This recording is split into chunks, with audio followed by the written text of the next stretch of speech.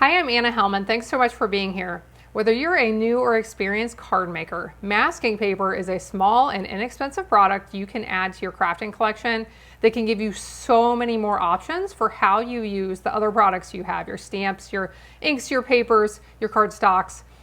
In this video, I want to share quickly what masking paper is and how to use it, and then I'm going to give you 7 different examples of ways to use it simply on your projects. So quickly, what is masking paper? Basically, it's like a sticker paper that has a very gentle stick. So it is a double layer. The top side is kind of like paper.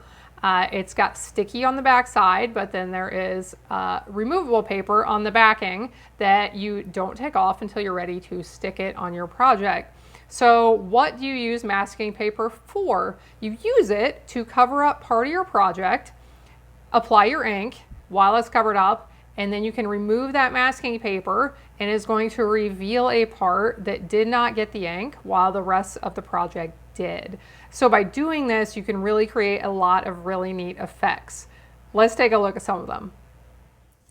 Here I have some masking paper. Came out of a package with several pieces inside, and it basically, like I said, it is just paper. If I flip over to the back side, it has a split down the center, and this is the removable backing piece that I can take off. And then it's basically like a sticker paper, but the sticky is very gentle, so it can be put on your paper and then it can be removed without damaging it. Here are a few cards that I have used masking paper or similar techniques on that you could do with masking paper. And then here in just a minute, we'll get into ways to use it. So for this one, I applied masking paper on both sides. I stamped, I applied ink with blending brushes, and then I removed those to reveal the white strips on the side. So this is all one piece of cardstock. It may look like this is a separate piece, but it's not. This one, I applied the die cuts for the ferns. I applied my ink and then removed them. This one, I covered this with a template for that piece that looks a little bit like lattice, and then I removed that after I'd applied the ink. So you can do some really neat techniques with masking paper.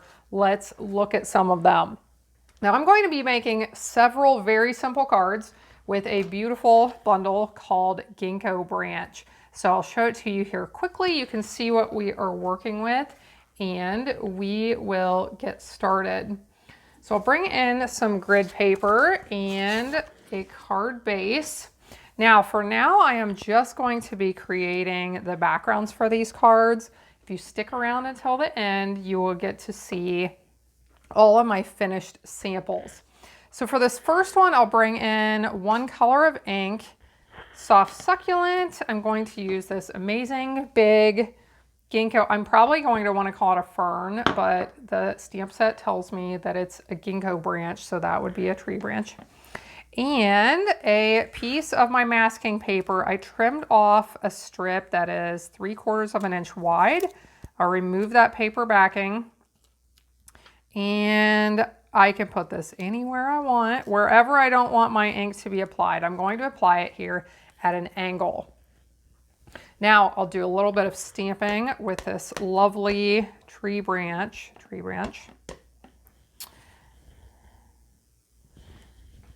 And you'll see, I'll do a little bit more detail with some of these cards, but as you will see, I'm going to keep these simple. I want to show you what neat things you can do just with the masking paper and some simple stamps. So I just stamped 2 times. I will carefully remove my masking paper.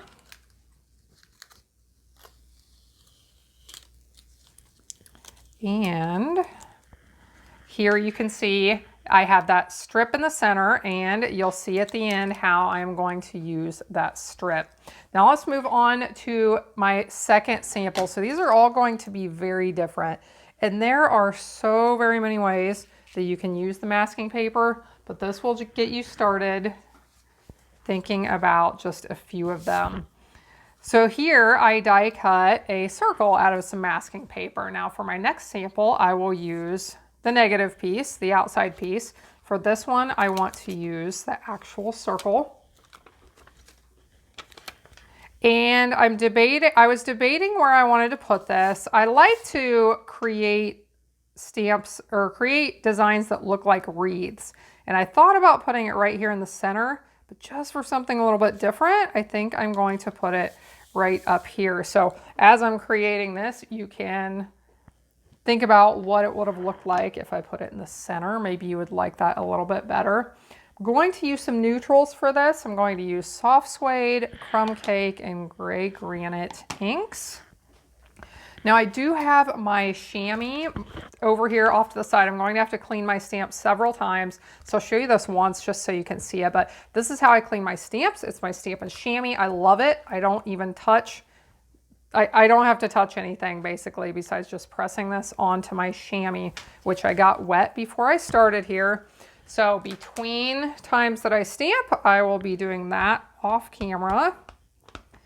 So I'll ink it with some soft suede, and I am just going to stamp so that it goes outside of the circle just a little bit. So I'll do that again. I'll do soft suede 3 times, and then I will use my other colors a little bit. I'll clean my stamp here. Do a little bit of crumb cake.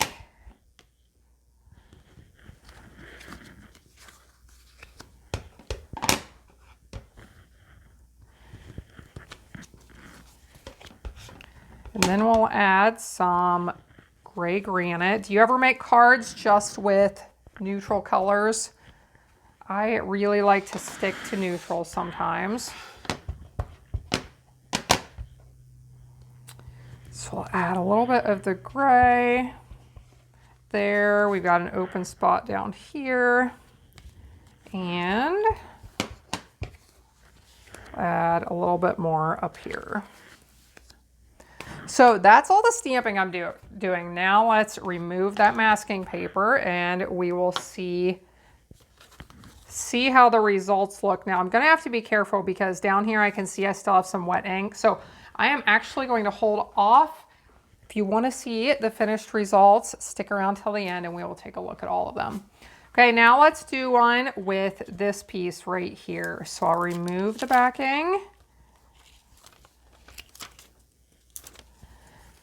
Here's a question you may be asking is, can you save and reuse these? And you absolutely can. So the way I like to save them is to, when I remove them, you have to be careful, of course. That first one you may have seen, I tore it because I wasn't being very careful. If you remove them carefully and then use some wax paper, you can press it onto there, or you could even put it inside of a stamp case or inside of a die case, and you could save it that way on some, either inside a case or on some wax paper. Okay, for this one, I am going to use a lovely color of ink. It is called Blackberry Bliss. I am going to stamp the smaller stamp a few times here.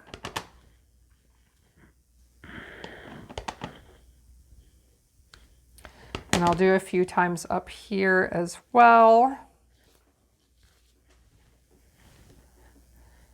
And beside that, I think I am just going to use my blending brushes a little bit. I was debating whether to do any more stamping here, but I'm going to hold off and use my blending brushes. So I'm going to pull in my crumb cake ink, and I want to make sure this is dry so none of this bleeds together. So I have my brown, my blending brush that I use with brown inks. I'm going to pick up some here, gently come in from the edges.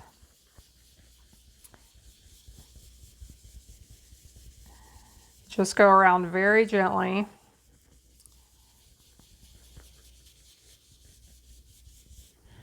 And it may not look like I got much color on there. I didn't get a lot of color on there, but when I remove this, you'll be able to see what a striking look that is, even with just a little bit of ink. Let's move on to the next one. For this next one, I cut out, actually for the next few, I used the dies in the set, and I cut out 3 of the dies using the masking paper. So I cut this detailed fern out, I cut the shadow of the fern, and I cut the nice little tag. So for this one, I'm going to use the tag. Turn my card horizontally this way, and if you ever have problems removing the paper backing, sometimes what I've found is that if I just use some scissors or my take your pick tool, I use this thing for all kinds of things. I like to use the spatula end for this. If you just poke at the side of it, typically poke and kind of pull towards you, typically that paper backing is going to come off that way. So if you have any problems getting it with your fingers or your fingernails, you can do that. For this one, I'm going to put this down towards the bottom, right in the center. And I'm going to pull in several colors of ink. My Mary Merlot, my Blackberry Bliss, and my crumb cake.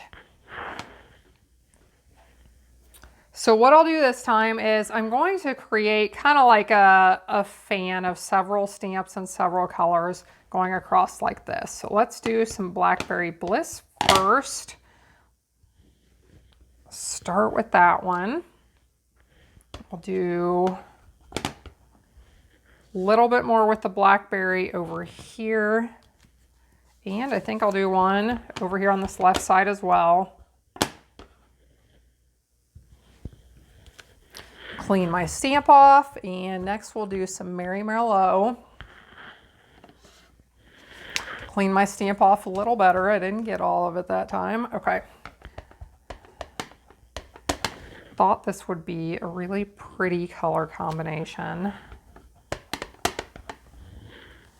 We'll just do 2 of the Mary Merlot.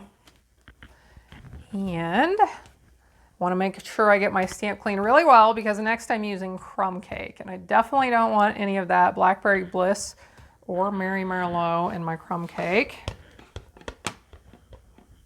This will be a nice neutral to kind of blend things together a little bit.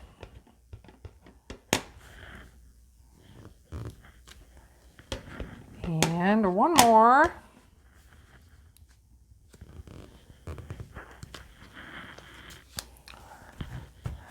Okay, so stick around here for a few minutes. It won't be long, and I will show you what these all look like once I remove that masking paper.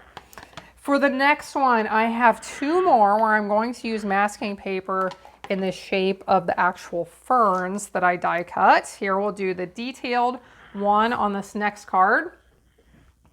And then I have one more fun way to use it at the end I want to show you. So for this one, again, here I just need to remove that backing. We'll put this on the card. Should I put it in the center? Should I put it off center, down at the bottom? I think this is the most beautiful die cut, and I thought using it with the masking paper and my blending brushes would be a perfect way to show a different way to use it besides, I think we'll put it right there in the center. A different way to use it besides cutting it as a die cut and adding it to your project. For this one, I'll bring in my soft succulent ink, and I see the edges of this are sticking up a little bit. I do want to make sure that is pressed down really well. Now I'll pick up some of my soft succulent ink and blot some of the extra on my scrap paper here. And for this one, I'm going to start in the center, and I'm going to work my way out very gently. Now, if you would like any information on blending brushes, I did a really thorough tutorial to introduce you to them, how to use them, all different kinds of ways to use them and how to take care of them, all kinds of things. So I will link to that in the video description below. And we'll do this one more time, get it a little bit darker. Actually, my favorite part of using masking paper is the big reveal. So the look, just the, I guess the, I don't know, the shock is a little bit dramatic, but the excitement when you do take it off and you see the results, because it is basically always stunning. I just love it. Okay, so there's that one. We will do one more with the fern. I'll share one more fun way to use masking paper, and then we'll do the reveals. We'll finish these cards up so that you can see how I have finished them. For this one, I want to stamp one time on my card with this stamp. So I am going to use my Mint Macaron ink. Really nice color. Haven't used this one for a while, so we need to use it, right? Okay. So where do I want to put this one? I am going to put this right here. And I didn't get my ink perfect in the center, but that's okay. What I'm going to do now is take my mask that I created. I'm going to put this directly over that stamp that I just stamped. And this is a fun way when you start to use masking paper and do masking on your projects, you can create the illusion of depth. So you can stamp something that you want to look like it's in the front of your project. Create a mask and put it over top. Now, you can cut these out by hand. I could have stamped on my masking paper, cut it out by hand with a die this detailed. You probably wouldn't want to do that, but you could. But I just created it with my die cut. Now, because I used my die to cut it, there's going to be a little white line around the outside of my stamped image. So there's a little bit of blank space there. Now, I'm okay with that. So it's a lot easier than cutting it by hand. And I'm okay with that blank space. If you don't like the blank space, you would want to cut these out by hand. And I'll give you another example here in just a minute of what I'm talking about and how you can use this. So we'll stamp once there, and this gets kind of messy. It does not look very nice when you're doing this, but just give me a minute and it will all come together. Okay, so I stamped 3 times there. Now I want to wait for this one to dry, so let's do our reveals. Let's pull the masking paper off of these other samples I've already created. We'll let this one dry. So here's my first one. We got that one already. Let's remove this circle. This is the outer circle. So this is something you just want to take your time. You don't need to rush it, especially if you want to save the pieces and reuse them. Put them on some wax paper, and here is where you start to see what it actually looks like. So I'm always amazed. I've learned that even when I just have a little bit of color on, it just barely shows up when I'm looking at it with the mask still in place, that once I remove it, that subtle, just that little amount of ink can really make a beautiful difference. So here is another one. Let's take a look at the one where I applied the actual circle. Now, if you ever have a hard time getting the edge of your masking paper up, that tool I showed, the take your pick tool with a spatula in, that's a great way to get it lifted up a little bit. But as I'm lifting, I am being careful, of course, but because of the way this paper is designed with the gentle amount of stick, gentle amount of tack on it, I don't have to worry about it tearing my paper, which is really nice. Okay, here's another one. Let's remove this tag right here. And then the 2 at the end, I'm most excited about with the ferns. Here we go.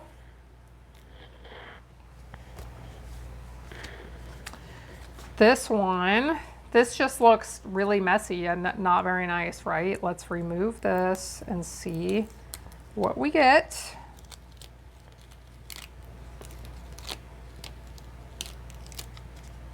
And so we have the green leaf, the green branch with the illusion of the gray ones back behind it. Now, my intention on this one was to stamp that front branch darker and the back one's lighter, but I got confused. It happens sometimes when I'm making videos. And this one, this is going to be lovely. So I'll get those stems lifted up carefully. And look at that, isn't that nice? Okay, let me share one other way to use the masking paper, and then I will be finishing these cards and coming back to share them with you. So here is another a project I've been working on for another tutorial. And what I did first was stamp the grass all the way across. But it has these cute rhinoceroses. I don't think I said that right. The Rhino Ready is the stamp and die bundle. And I was making this adorable rhino card, and I wanted to make it look like the rhino was peeking out from behind the grass. So what I did, I stamped the grass first. Then this is the die cut that goes with that grass. What I did, I laid this in place, and at the moment I'm not really seeing where it goes. I think it goes right there. So I'm covering up the grass pieces, and then I stamped my rhino. You can see how the lines on the masking paper line up with the lines on, this is actually my envelope to go with the card. And I removed it. Then I went ahead and colored in the rhino with my water painters and just a little bit of ink and a little bit of water. So that is one more way when I talked about creating the illusion of depth and things being behind other things. That's hard to do that with stamps if you're not using masking of some sort. So lots of ways to use masking paper. I'm going to finish these cards quickly, come right back because I want to share them with you. Okay, I'm back. So let's take a look at these cards. Here's the one that I had laid down the circle for the mask.